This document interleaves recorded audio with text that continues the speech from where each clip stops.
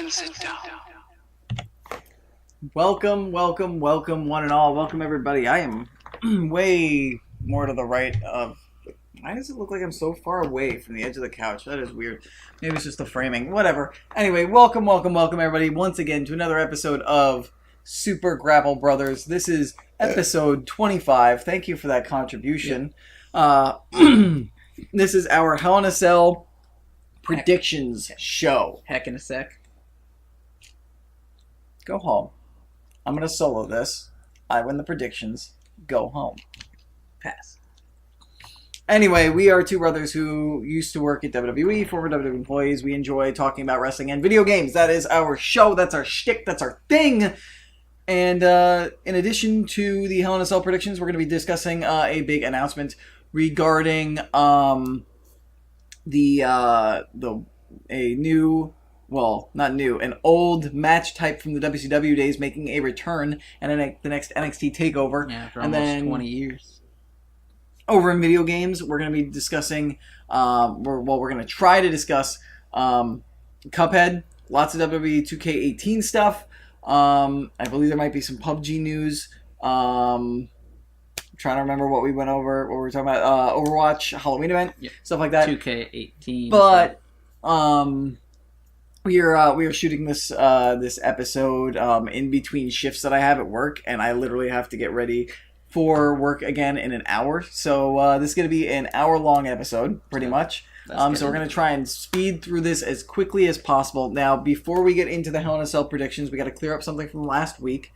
Last week there was a bit of uncertainty surrounding who won the predictions championship because... I'd say more of just plain old confusion. Yeah, plain old confusion over the predictions. It was believed... We had both gone under the assumption that I had predicted Cena would win, and then I went over everything in the notebook, and it said that I predicted Reigns to win.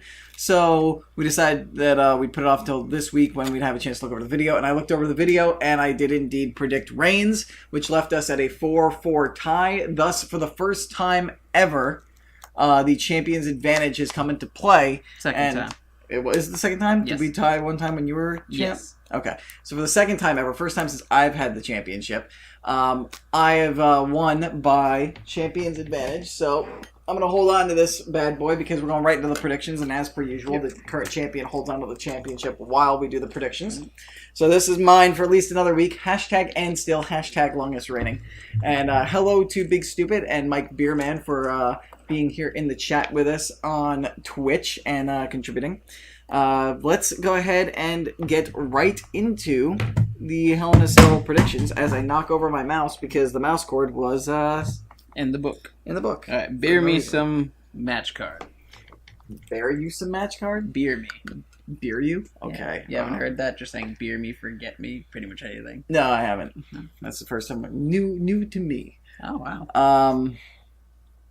So, I was going to go somewhere and ask something. We don't have any trivia this week, correct? I was considering maybe doing like, oh, hey, we'll do some Hell in a Cell trivia, but we are short on time. So. If we got the time, if we speed through this really quick, then we will try to do some Hell in a Cell trivia. All right, we're starting off with the pre-show match. Chad Gable and Shelton Benjamin versus the Hype Bros. I'm going to go ahead with Gable and Benjamin because...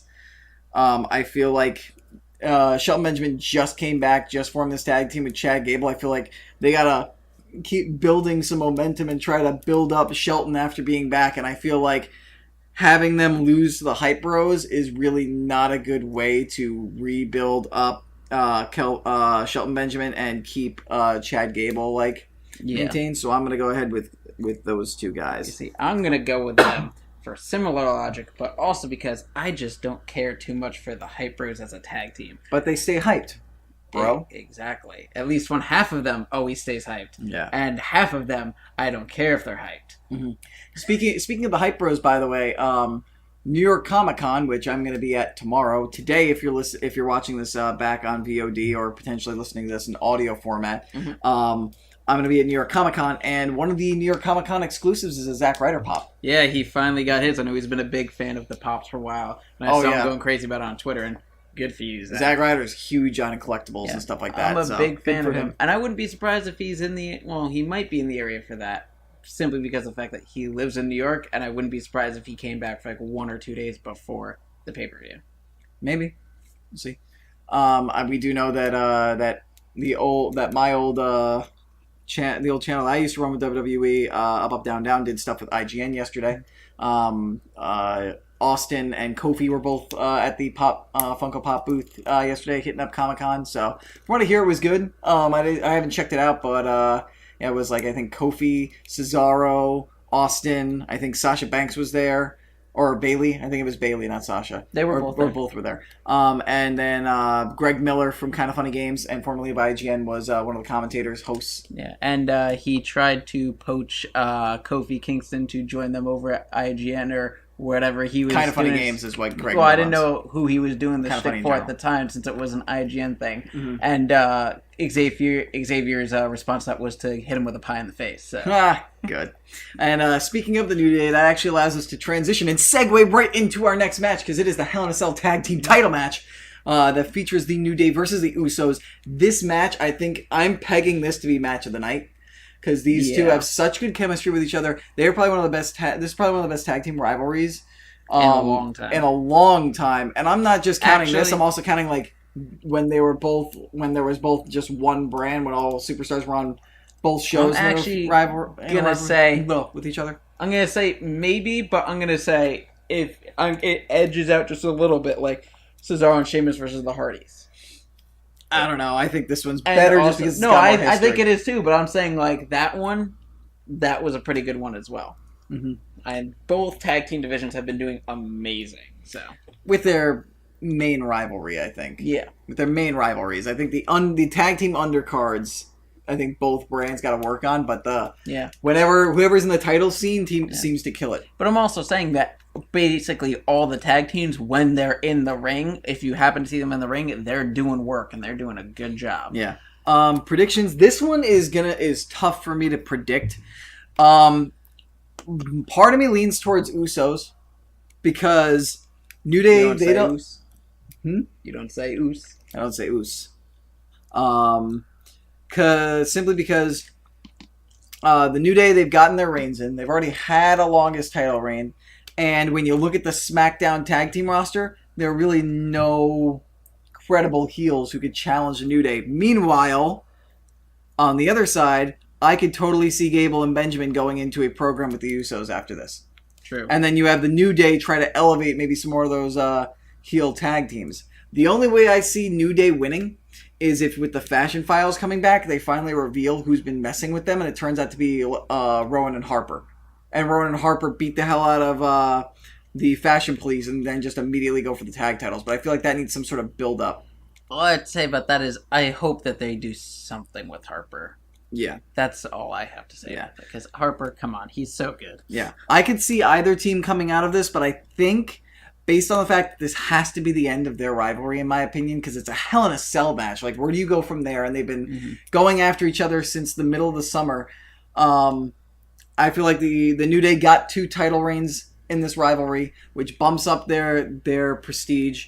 I feel like you got to go with the Usos because the Usos have more options for clear-cut rivals after this match, aside from New Day. So I'm going to go with Usos. I'm going to go with New Day. Okay.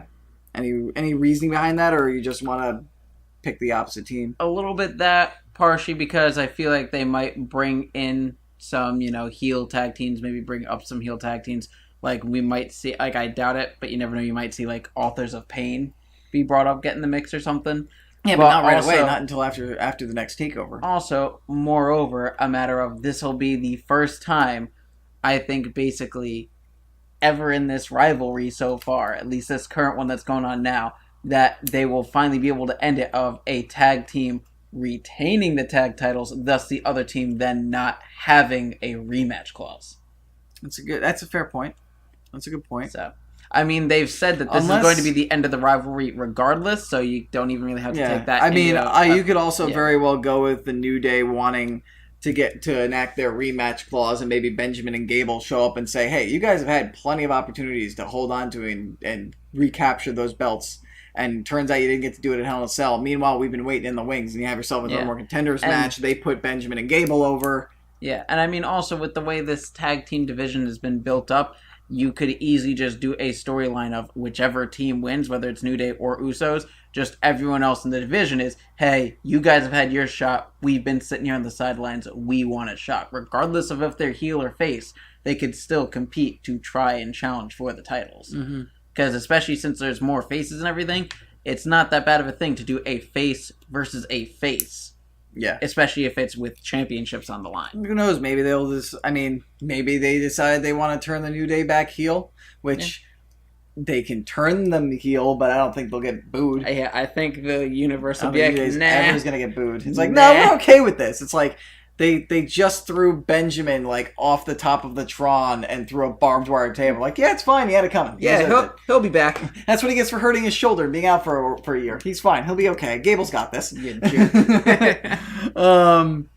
So, just to step of those last two matches, Beerman says that he wants Zack Ryder to turn on Mojo. I think if there's going to be a situation where one turns on the other, I would like to think it would be Mojo who would turn on Ryder. Yeah. Well, one thing that he also says that he thinks Mojo is the worst thing to happen to Ryder's career. And I'm going to say, no, he's actually probably the best thing to happen to his career in a while because it's the worst thing to happen to his career NXT. was Kane and Maria.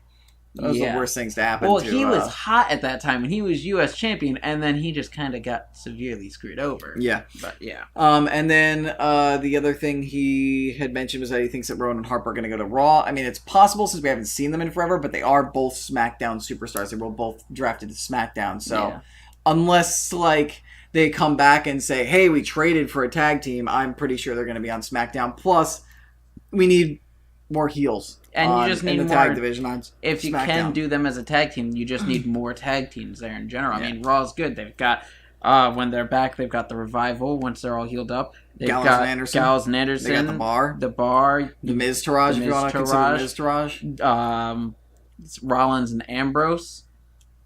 You've got I think there was some other team, but yeah, you got plenty of teams over on Raw. On SmackDown, you don't have as many, especially if they might be breaking up. What's the name?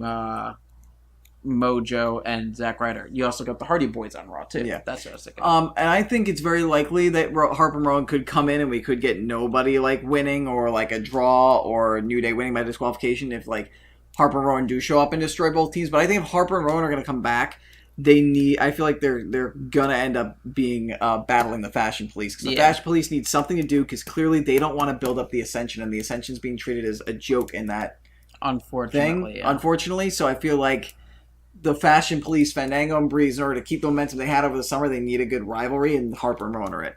Yeah. Whenever they do come back as a tag team. Anyway, next match is the women's title match: Charlotte versus Natty. My heart says Charlotte. My mind says Natty. I want Charlotte to win, but I feel like you've had Naomi as a face champion for a long, long time, and I feel like there's some feet there. There's some legs there between Charlotte and Natty. They've got the history. I think they can put on good matches. So I think like my prediction is Natty is going to retain, but through underhanded tactics, that's going to allow Charlotte to challenge again. Okay. So I'm going to go with Natty. But I do not expect this rivalry to end. I think this is going to keep going for a couple months. Okay, I'm going to go with Charlotte because I think there's a good chance that she could win. Because there's also the chance of if she wins, then Carmella could cash in. True. Because that is a very good heel thing. And also there's the whole idea of Charlotte could win by count out or DQ or something like that. I could very well see Natty using underhanded tactics to win until Charlotte has to like force Natty to where basically Natty and Charlotte are in like some sort of no holds barred type of like no DQ type Extreme Rules match, and then they beat each other within an inch of their lives. Charlotte finally wins, and then just as she finally chases down Natty and wins, that's when Carmella cashes in. Yeah, I mean the one rumor that's been walking around is that they might do storyline between Charlotte and Ronda Rousey going into Survivor Series. Into Survivor Series, really that early? Well, it'd be just, I guess, the two of them, and it would lead to, like, 4 horsemen versus 4 horsemen. If that's the case, I don't think Charlotte would be the champion. Because I don't think you would put the title on Charlotte, and you can pivot then Natty's attention to either Becky or to Naomi. Yeah.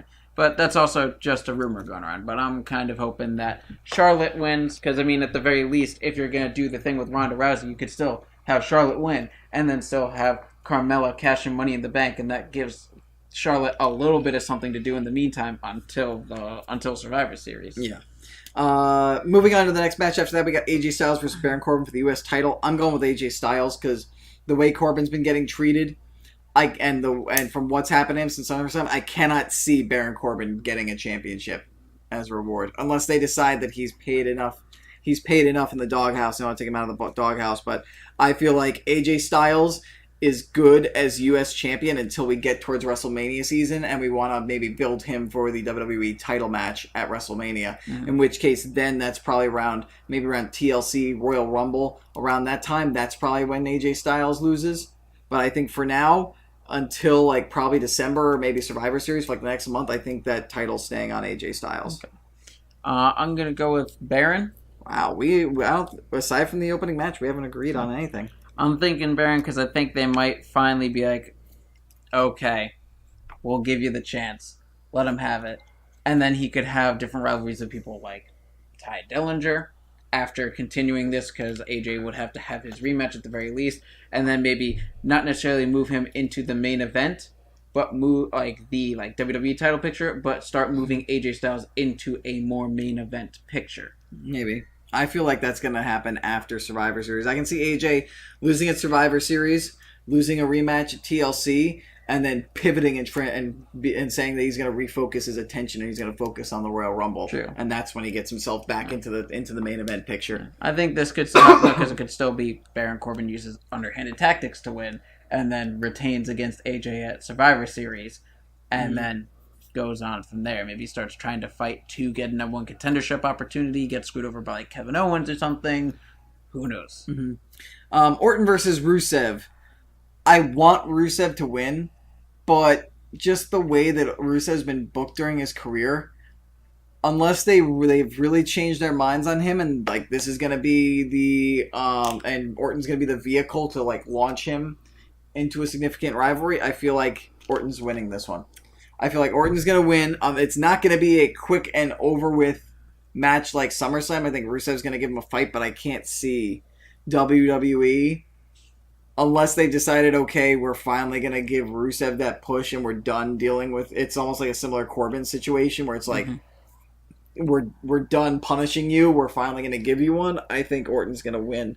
I think they're going to make Rusev look all right. Not going to make him look weak. He's going to fight hard, but I don't think they're giving Rusev the W. At least just not yet. I don't think they're at that point where they want to give Rusev a big W yet. I think they might give it to Rusev because he does now. I know he had a match with Randy Orton on SmackDown, and granted it was thanks to Aiden English that he got the win, but he did get a win over Randy Orton.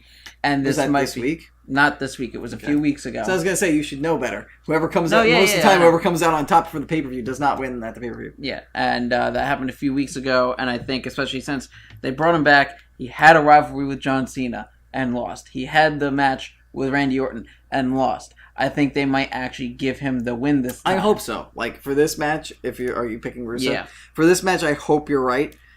I just, based on my going off of historical knowledge of how they treat Rusev and how they protect Randy Orton, I don't feel like they're gonna give Rusev that win. If I'm wrong, then that's awesome, and Rusev deserves it. You never know. This could also be involved in a thing of, similar to what I was saying with AJ Styles and Baron Corbin. If Rusev beats Randy Orton, then they could feud till Survivor Series, and then after that's over, they could start a program between like AJ Styles and Rusev, or AJ Styles and Randy Orton, or something like that, like them fighting to try and get a number one contendership spot for the title. Maybe. Could do something along those lines. Anyway, next match, Bobby Roode versus Dolph Ziggler. I don't even know if we really have to talk about this one. Bobby Roode's winning this one. I think this is a no-brainer. Bobby Roode is a star on the rise. You are definitely going to be giving him a world title, a WWE title shot sometime within the next year. And Ziggler is... Whereas Bobby Roode is a star on the rise, Ziggler is a star on the fall. He is a shooting star, if you will, like pretty much a comet or an asteroid that has hit Earth's atmo and is being broken apart under the pressure and the heat. I do have to say, though, I do like what they've been doing with Ziggler with his personality lately. Like, he freaked people the hell out. I've been watching, he came out as Undertaker. Oh, yeah? Yeah, he came out as Undertaker, cool. And it wasn't until he got to the ring that one of the announcers was apparently like, he's too short to be Undertaker, and then he started calling people out on I think Ziggler still has it in him to like revitalize, turn things around, but like I feel like at this point right now in his career, he's still trying to like find that thing that'll stick, that'll get him back up there. And in the meantime, he's basically doing the job for Bobby Roode to help establish and build Bobby Roode. Yeah, I'm hoping that I'm going to go with Bobby Roode. But I think for Ziggler, the best thing they could do for him is put him back in the personality he had in, I don't know, say around WrestleMania 29 when people were chanting for him all night, wanting him to cash in his Money in the Bank and having an amazing storyline going on then. I think if they brought him back to that personality of being the show-off Dolph Ziggler, who's good in the ring, can get it done, and shows off while he's doing it, I think that he could get back up there, but they're just going along. Yeah. Ha ha ha. Back to the Spirit Squad, says Chris C. Tangretti about Ziggler. Poor. Did you know that Beerman is claiming that Ziggler's contract is up after Sunday and he's going to New Japan? That is the first I've heard of that. I don't believe that. I don't believe that. Just from knowing Ziggler, just as a wrestler, and I mean, I never really knew Ziggler that personally backstage. I hung out with him, like I was backstage. A couple of my coworkers we're friends with him, so I hung out around him and with him a couple times. The vibe I got from him just hanging around with him, he's a guy where obviously if he's bothered, he will. I feel like and I could be wrong, very well, but he seems like the kind of guy where yes, he'll get bothered and aggravated and motivated if WWE isn't treating him well, but I feel like he's also a company man. I don't think he would ever really leave to go somewhere else. I think if he left WWE, I think he has other avenues that he could potentially go into and explore to expand his career. So I don't know. I don't think he would leave and go to New Japan unless WWE doesn't want to sign him. And to be honest, Ziggler's been around for so long and he's such a good hand that I feel like you don't let him go. Well, two things. One, I've heard rumors in the past when his contracts have been about to be up where he's been thinking of leaving to do things like pursue his stand-up career. But at the same time, number two, he might do it in what I would say is what Cody Rhodes did. I was going to say, it would be very interesting if he pulled something similar to Cody Rhodes, if he left, joined the Bullet Club with Cody Rhodes, and turned heel and tried to revitalize his persona that way as a vehicle to eventually get back to WWE. But I do have to say, in a heightened status. I kind of hope that happens, because then I would like to eventually see Cody Rhodes versus Dolph Ziggler outside of WWE. If anything, I think you would see Cody Rhodes and Dolph Ziggler in the same corner in the Bullet Club. True. I mean, that could very well happen. I just feel like Ziggler's a guy who if he's gonna turn himself around and everything, he's gonna do it himself. Yeah. If Ziggler were to go to New Japan, who I'd like to see him face, Omega, obviously. Cody. Okada, yes. I can't remember why I'm like blanking on a lot of the names in New Japan right now outside of Okada. Because Tanahashi is retired. Naito, yes, Naito definitely. Yes, Cody Rhodes did. Cody did do a Northeast Wrestling thing in June.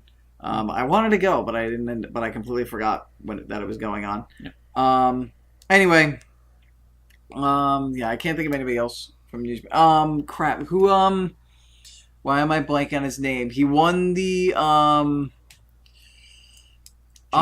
He won the What Culture World Cup, and he was top one half of the Time Splitters. He comes out with a Marty McFly kind of vest. Why am I blanking on his name? I feel like I should know his name. I'm sure Beerman will let me know in a couple seconds once everything catches up to the feed. Kushida. Yep, that's who it is. Kushida. I'd love to see Ziggler versus Kushida. Thank you, Mike Beerman. All right, moving on to the next match. It's everybody's favorite match, most anticipated match. And I thought I'd never say this about a Shinsuke Nakamura match, but Shinsuke Nakamura versus Jinder Mahal for the WWE title. No stipulations. I don't think Jinder loses here just because they'll just continue to do the Singh Brothers shtick. It's been working every single time. Like, why wouldn't it happen? No, I feel like nobody's excited for this match. I feel like all the momentum on Shinsuke has been lost because of how awful Jinder's reign has been and how bad this rivalry has been. In my opinion, it's mostly just Could they finally take the championship off Jinder? I know they were saying they were thinking about keeping it on him until around October, November. So I originally heard September, and yet here we are. So could it happen? Yes, but like the fact that there's no stipulations that makes me think that like that's gonna keep the Singh brothers from getting involved. Like, I don't know like what would happen to allow Shinsuke to win. Like, I want to say Shinsuke because maybe it's time, but the shtick is the guy gets the upper hand, the Singh brothers get involved, and whether they get their asses kicked or not, it's enough of a distraction for Jinder to hit the Colossus and win. The only thing I can think of is like maybe finally Jinder breaks out of the Colossus and hits the Kinshasa and wins. Can I just tweak that a little bit? What's that? For the Singh brothers to distract them, and then for Jinder to attempt to hit the Colossus and hit something that's not actually his finisher, but it's the best he could do at the time. Yeah, I don't know. Like, I feel like Jinder's gonna win. But you know what? You know what? Screw it. Because maybe we can get Jinder involved in the title thing for the next couple months, and we can build Shinsuke up as champion for a little while. But then again, nobody's behind Shinsuke at the moment. I'm trying to convince myself to pick Shinsuke I just want to point out that I was laughing because of the idea of Shinsuke being built up as a champion because of facing Jinder Mahal. No, because he's beaten Jinder Mahal and he can move on to other things. Okay. Because I thought you were saying, like, continuing the program since he would get a rematch. Well, he probably would continue the program. I know, but the fact I thought Jinder. that's what you were saying would be the reason why, and I was like, excuse me? Shinsuke or Jinder? Screw it, let's be crazy. I'm going to say Shinsuke is going to win. Beerman, I just want to point out that it's going to be Jinder. They didn't change it from a Hell in a Cell. It is a Falls Count Anywhere Hell in a Cell match. I was going to clarify that when we got to the match. Okay, well, whatever. I am also going to pick Shinsuke. Really? Yes. Why do you think so? Well, one of the things is I've been hearing some rumors that they may do something of having the Singh brothers accidentally cost Jinder the title. Okay. And also because, Jinder's held it for long enough. They did it mostly because of the fact that WWE moved into India. And from what I hear, India buy rates did really not go up because of Jinder's title reign. They kind of did, but, it's also a matter of, it's kind of a, ridiculous thing to say, but sometimes people don't, use their blinders with this stuff, but, hey, we gave Jinder the title because we got WWE Network in India, and guess what? We just got WWE Network in China, and yeah, he's not Chinese, but he's Asian. Let's give it to Shinsuke. That's bad. It is bad, but they sometimes do things like that. That's bad reasoning. Yeah, I agree. Moving on to the main event of the night, which is going to be Shane McMahon versus Kevin Owens in the weirdest of stipulations. It is a Hell in a Cell Falls Count Anywhere in the Cell match, which apparently I didn't know this. It makes sense because there has never been a pinfall on the outside part of the ring in the cell. The pinfall is pretty much. But it's all happened in the cell. But it's not like you're giving them a lot more ground to get a pinfall on. But it's like a Falls Count Anywhere in the cell, Hell in a Cell match, Shane McMahon versus Kevin Owens. Bryant wanted to know why Shane is fighting Kevin Owens. The storyline and the rivalry that's going on right now is basically the helicopter landed safely. Is basically why, according to Kevin Owens. Wow. That's what he's been saying. Anyway, this is why pretty much. Basically, what happened was Kevin Owens was involved in a bitter rivalry with AJ Styles for the United States Championship.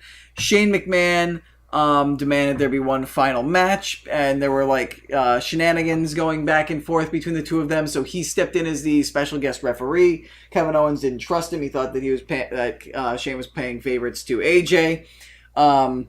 I remember how the match ended. Did Kevin end up putting his hands on Shane? All I know is that AJ won and Kevin Owens blamed Shane. It's basically Kevin put his hands on Shane, AJ put his hands on Shane, Shane put his hands on AJ, Shane put his hands on Kevin. They were all basically putting their hands all over each other.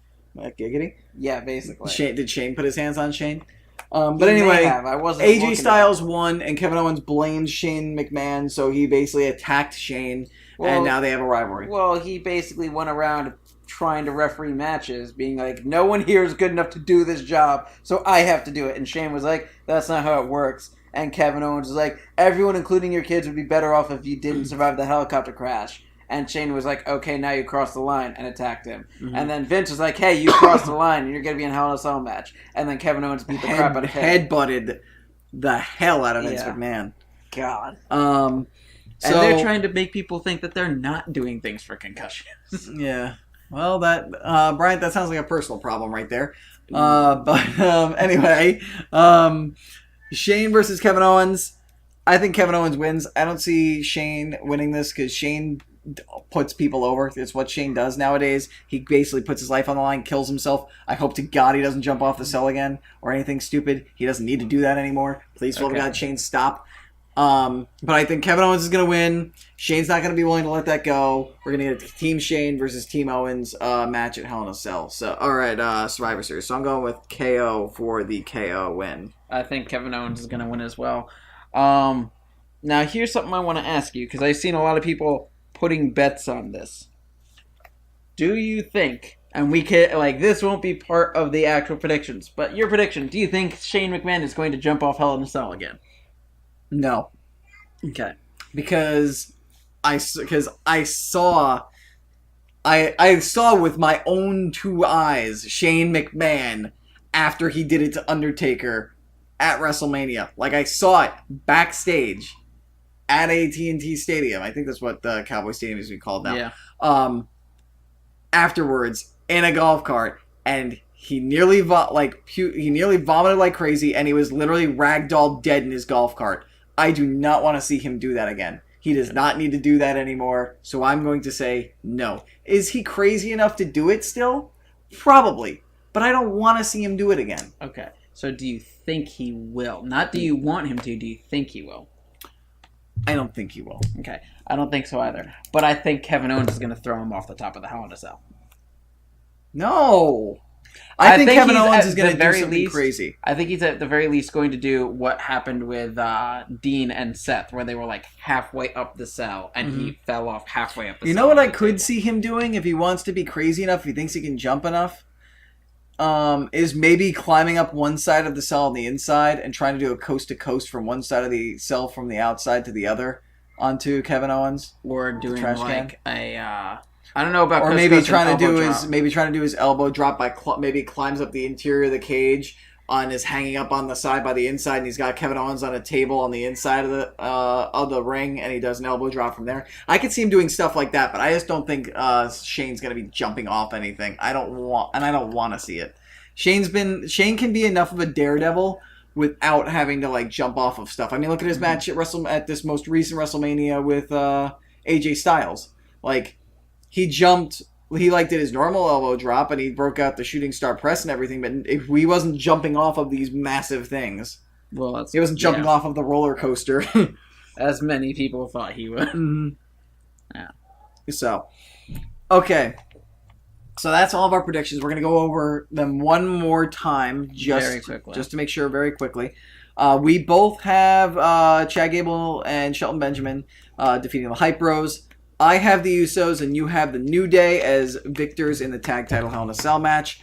I have Charlotte, and you have Natty as winning. Or you have Charlotte, and I have Natty as winning the women's championship match. I have AJ Styles, you have Baron Corbin in the U.S. title match. I have Randy Orton, and you have Rusev and Orton versus Rusev. And then the final three matches, we agree. We both have Bobby Roode beating Ziggler, Shinsuke Nakamura winning the WWE title from Jinder Mahal, and Kevin Owens defeating Shane McMahon in the Hell in a Cell Falls Count Anywhere inside the cell match.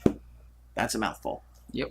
And that is it for Hell in a Cell predictions. Do you have any time for some quick rapid fire trivia? Maybe for 5 I think we can do 5-10 minutes and then really quickly discuss stuff and then transition into I got games. a couple off the top of my head, and I'll look up one that I wanted to ask you. All right. Who was in the first ever Hell in a Cell match? By the way, any of you guys, be sure to play along if you're in the chat. Yep. What was that? Who was in the first ever Hell in a Cell match? Yep. Undertaker and Shawn Michaels. Okay.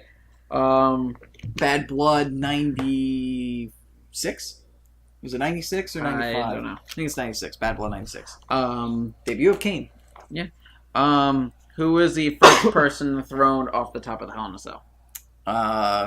Mankind, aka McFoley. Well, are we saying thrown or fell? Thrown. Because Mick Foley was thrown, however, like Undertaker, bashed or like hit Shawn Michaels in their match when Shawn was on the side of the cell and fell through the table. So, are we talking thrown from the top or fell? First throw. Then Mankind. Who was the first person put through a Hell in a Cell? Mankind. Yep. Oh, I've got one for you if you don't have this one. That way I can actually have you answer a trivia question.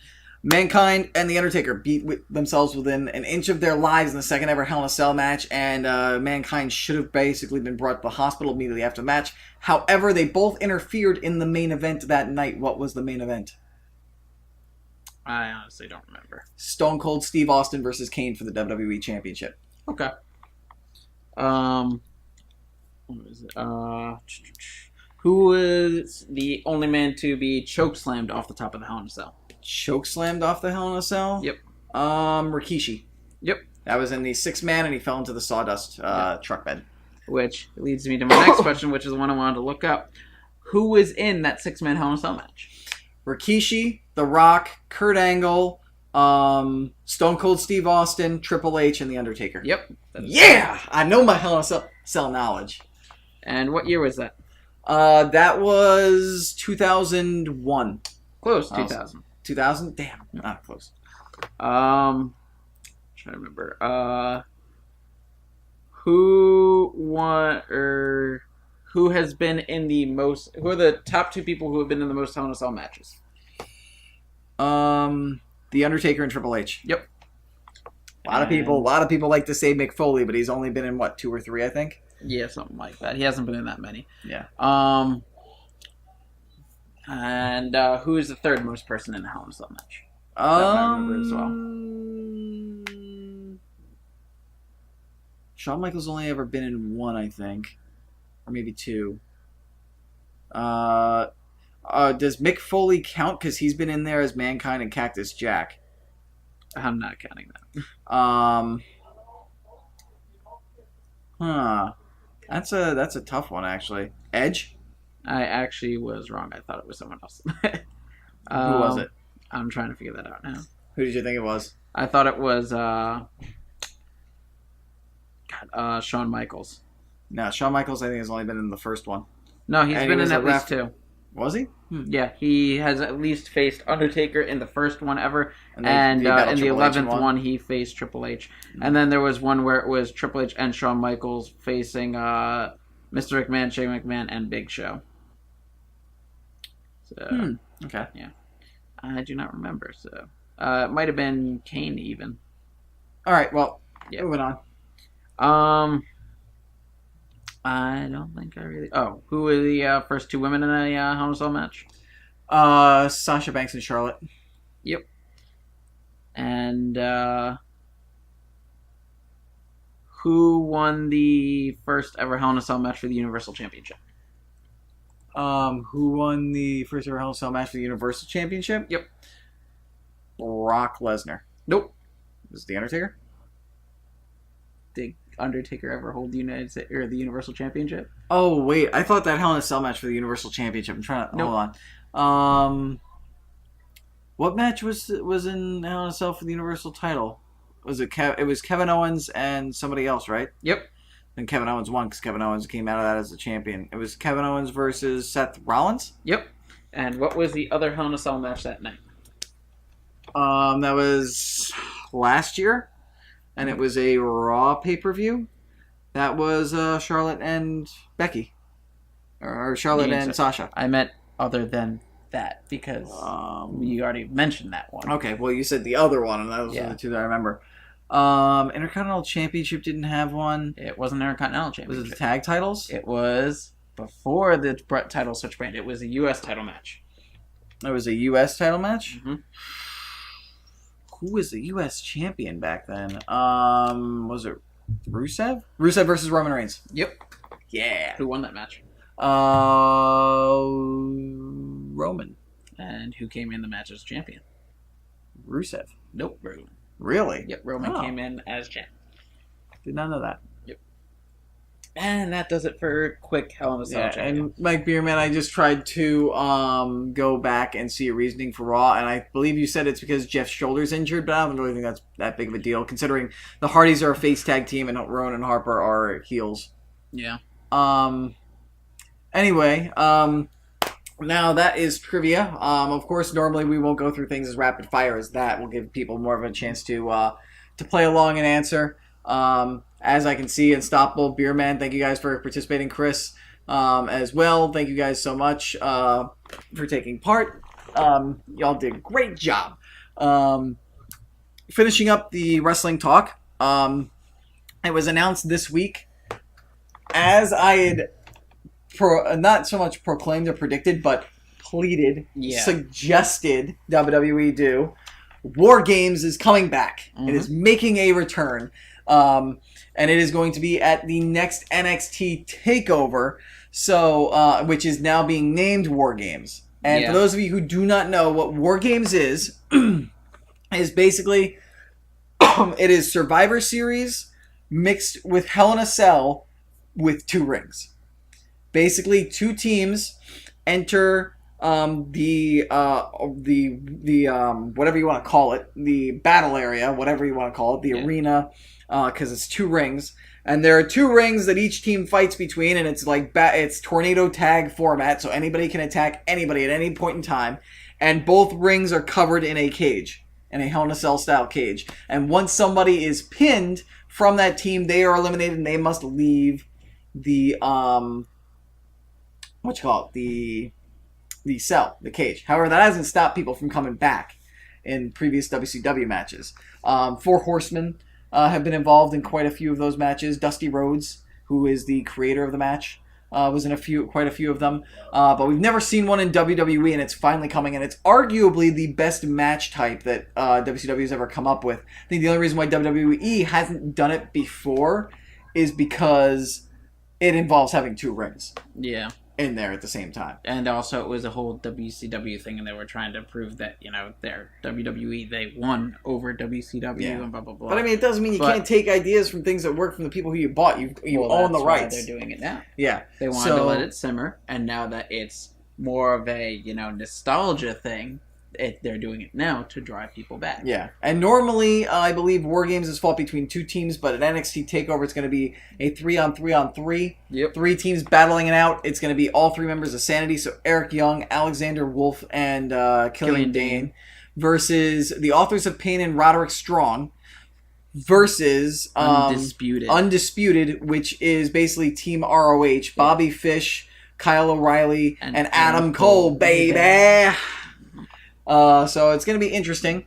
We do not know if that's for the tag titles or not. They did not say it's for the tag titles. They did list all the other matches, though, if you want me to run them down quickly. Sure, let's run through the rest of the match card. Right, the rest of the match card, the NXT Women's Championship is going to be a fatal 4-way between the Mae Young Classic winner Kairi Sane, Ember Moon, Peyton Royce, and Nikki Cross. That's going to be a good one. They are also doing Lars Sullivan versus Cassius Ohno in a 1-on-1 match. Man, I had just remembered, and it's gonna bother me now. The other 1-on-1 match, which I am kind of about, is Aleister Black versus the Velveteen Dream. Poor Patrick Clark's gonna get murdered. Yeah, well, they've actually been having an interesting feud. Oh, yeah? Like, Aleister Black did his first ever promo on NXT, and Velveteen Dream came out and interrupted him. And in the middle of talking, he hit Velveteen's hand with the black mass and, kicked the microphone out of his hand and then did his whole sit thing. And then Velveteen Dream, got on his knees and, went like that. right in front of Aleister Black and then like slid out of the ring. So it's kind of interesting. The crowd went crazy for that, and I'm just like, why? Because Velveteen Dream isn't that great. But I was gonna say, like, has Patrick Clark finally found, like, made the Velveteen Dream work? Because I really think that. Apparently, a lot of people are a fan of Velveteen Dream. I'm not one of them. But anyway, it's going to be Aleister Black versus Velveteen Dream, and then NXT Championship match. Drew McIntyre defending against Andrade Cien Almas, which I am actually excited. That'll be a good match. Yeah, because you know what? Andrade Andrade for finally getting up there. I mean, like, exactly. His since becoming a heel, he's definitely become a lot more interesting. But one thing I've noticed, I did not hear the names Cassius Ohno or Hideo Itami on that match card. I did say Cassius Ohno. Who's he in? Lars Sullivan. Okay, but I did not hear just Hideo been, like, Itami. wrecking people. He's not on it. That's not good. He hasn't been seen in a while. I think he might be moving up to the main roster. That would be nice. Because, I mean, he had a great match against Aleister Black. He had a title match. And he had a great title match. A couple good matches against Cassius Ohno, because he did, actually, the last time we saw him was since the last TakeOver, he had a no DQ match against Cassius Ohno, and we haven't seen him since that match. You know, this isn't going to happen. But you know it would be sick if my idea for the perfect team were to come together, but WWE won't do that. No, I think it'd be cool if Shinsuke won the title on Sunday, beating Jinder, and then Hideo Itami comes out and beats the hell out of Shinsuke.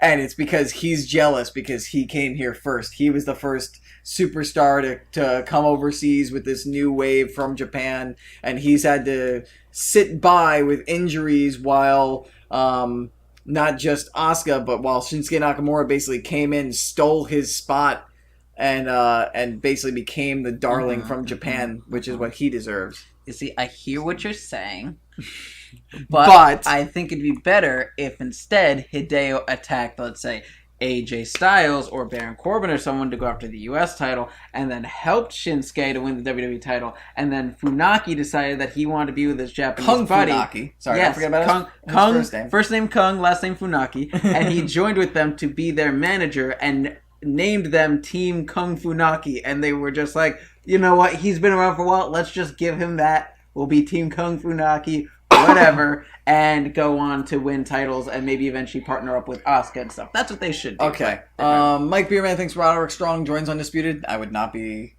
be fine with that. I think that'd be sick. Roddy Strong, Roddy Strong, long tenured member of ROH, former ROH champion, so makes sense. And then Mike Beerman said that he thinks there's going to be a Team Bray versus Team Balor at Survivor Series, and thinks that Rowan and Harper will join Team Bray. God, I hope not, to be honest with you, because I think Rowan and Harper need to build an identity outside of Bray Wyatt, and I am sick and tired of the Bray Wyatt and Finn Balor rivalry. It needs to die. Yeah. It needs to go away, in my opinion. It's only hurting the two of them because they've had two matches. But, I mean, it's possible. But that's going to do it for wrestling. We got like 12 minutes. We got to speed through this video game news. So, on the video game side, we're going to start off with WWE 2K18. Lots of stuff. Soft transition. From wrestling to video games, we transition with a wrestling video game. 2K18, which is coming out soon. What day is today? The 6th? I think it comes out on Tuesday. Tuesday or the week after?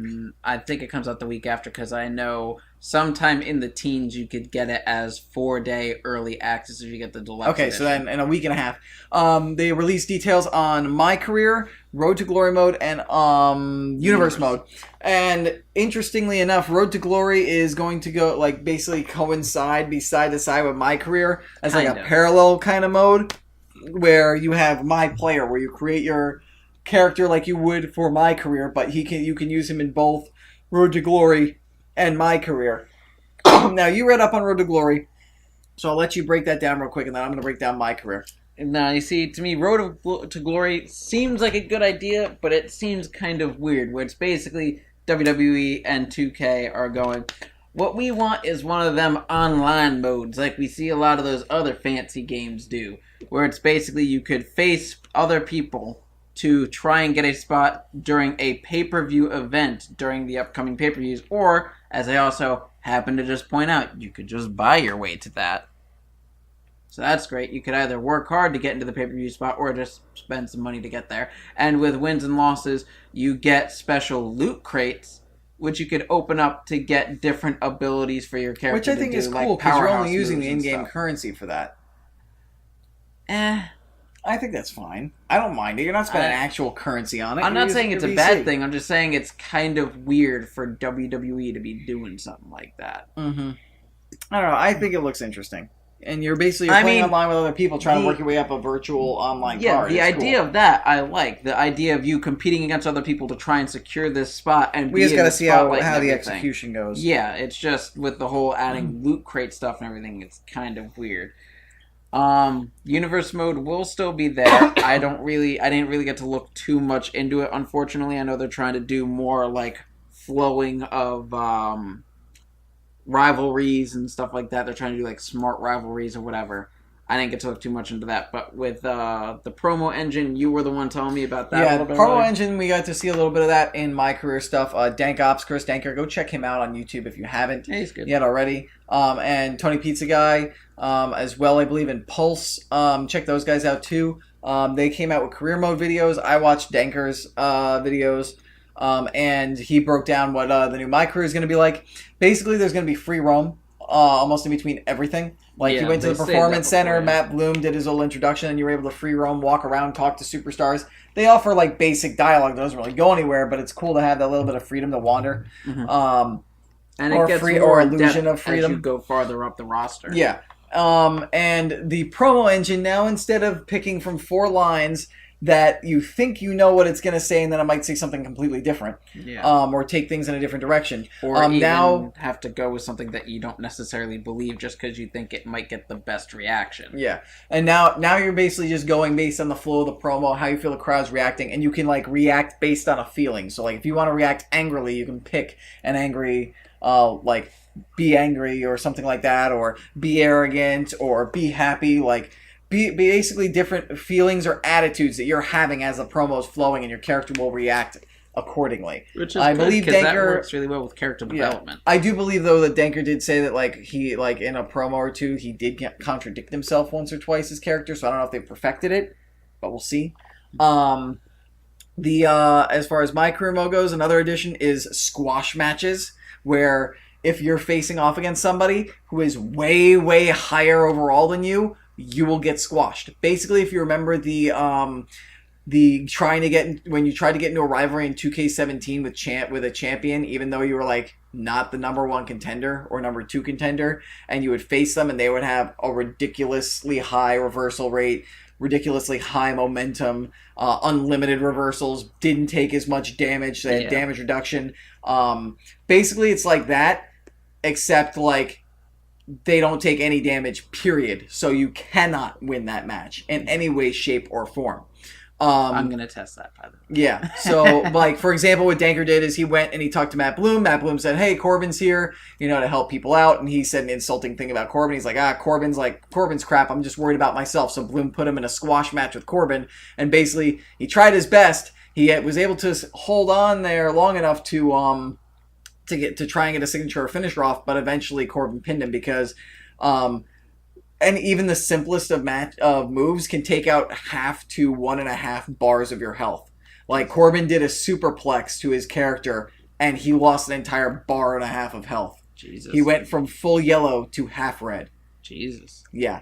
So squash matches are a thing, so don't go going up to the main roster on your first week picking fights with John Cena or Roman Reigns, because it's not going to end well for you. Here's a little tip, though. Mm-hmm. If you're facing a heel wrestler in that kind of scenario, try throwing weapons in the ring, or do what I do and try to somehow get a count-out win. Okay, and then we also got to see the backstage roaming stuff.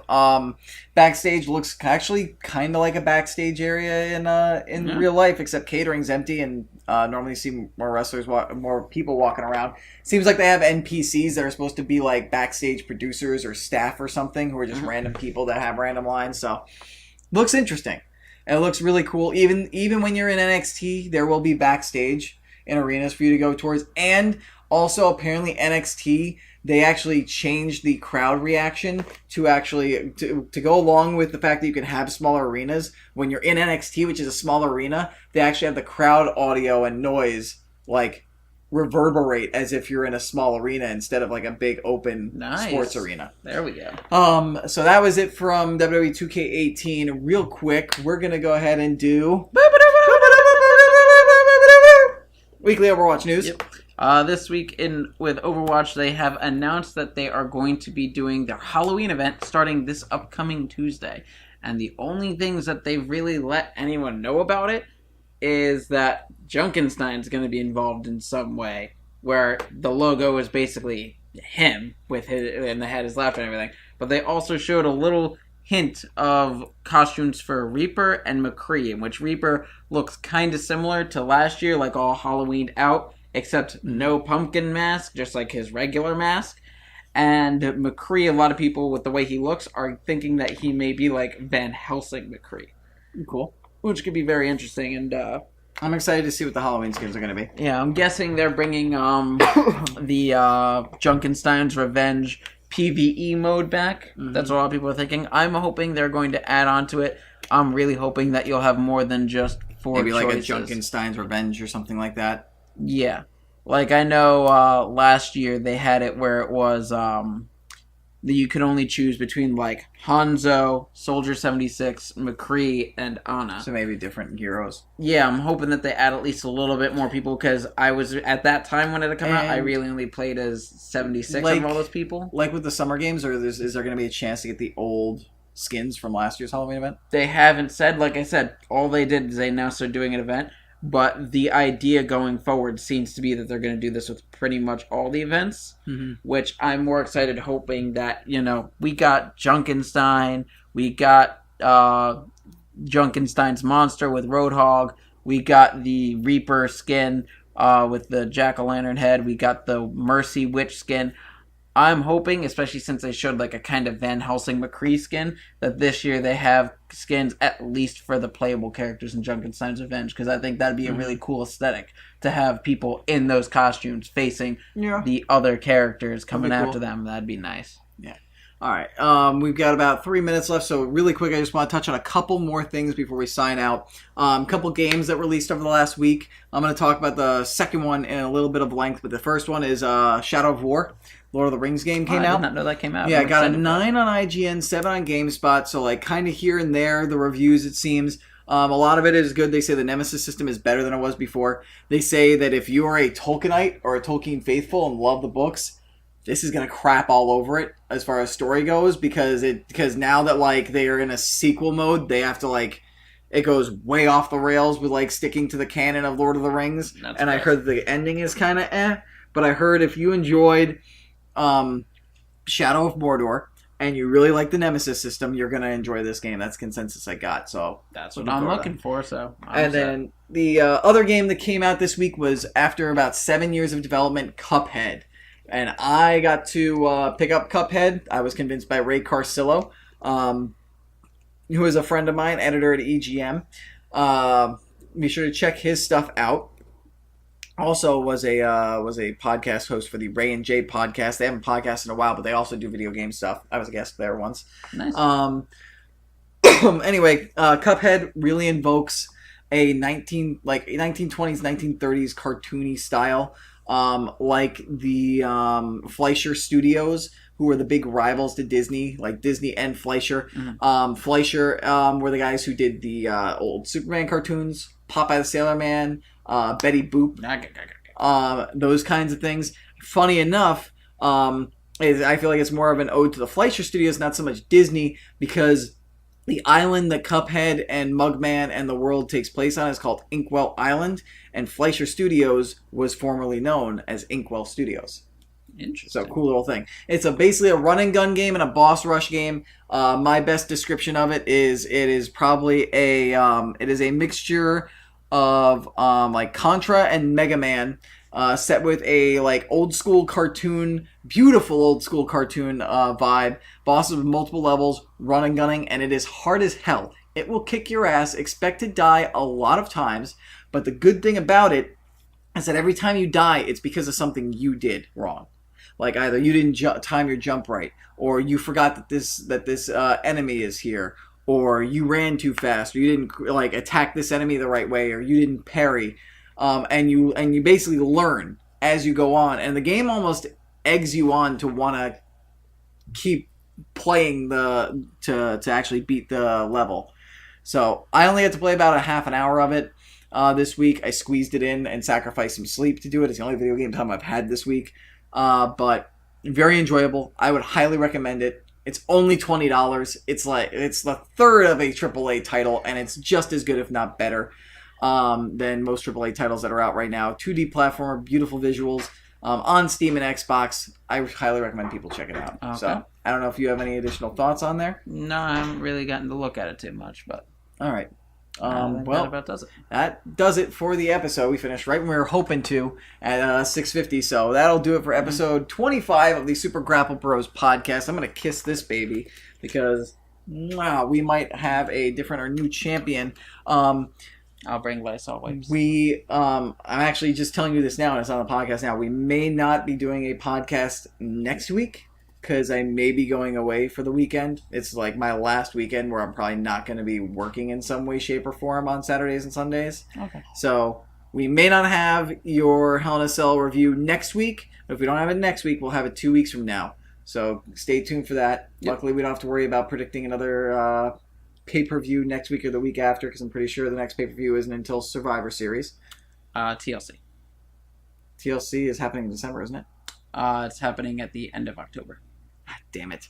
All right, so we may be doing TLC predictions and a Hell in a Cell review on the next episode if we can't fit in a episode next week. If we do an episode next week, it's probably going to be Friday night. Yep. So that's going to do it for us here. If you do not catch us live, you can do so by going to twitch.tv/L_Murpho. You can watch the video on demand there as well as on YouTube at youtube.com/LMurphoReal. Be sure to subscribe there, comment, like the videos. You can find us in audio version in various different ways. iTunes, SoundCloud, Google Play, lots of other places. Do not forget to rate, review, and subscribe. It helps with our visibility on those platforms. More people get to see it. More people get to watch it. You get to engage in conversation with more people. You guys have anything you want us to talk about or any ideas for trivia or anything like that, you can hit us up at supergrapplebros@gmail.com. And last but not least, do not forget, I am L_Murpho on Twitter, and I always tweet whenever I go live. I try to give people a heads up come Friday or Saturday, like when we're planning to do the show each week. So if you follow me over there, you will get an idea. You'll be able to find out when our show is going to be live each week. And you can also find DMurph on Twitter. DMurph_42. So I try to do the same thing. Didn't get to today because I was trying to look up stuff on my phone quickly before we started, but I'm trying to do it. Mm-hmm. And with all that house cleaning done, that is it for episode 25 of the Super Grapple Bros podcast. Until we see you guys again, take care. Deuces. Too sweet. Too sweet? Peace. Careful, you might get a cease and desist. Yeah. Take care, everybody. Peace. Shut up and sit down.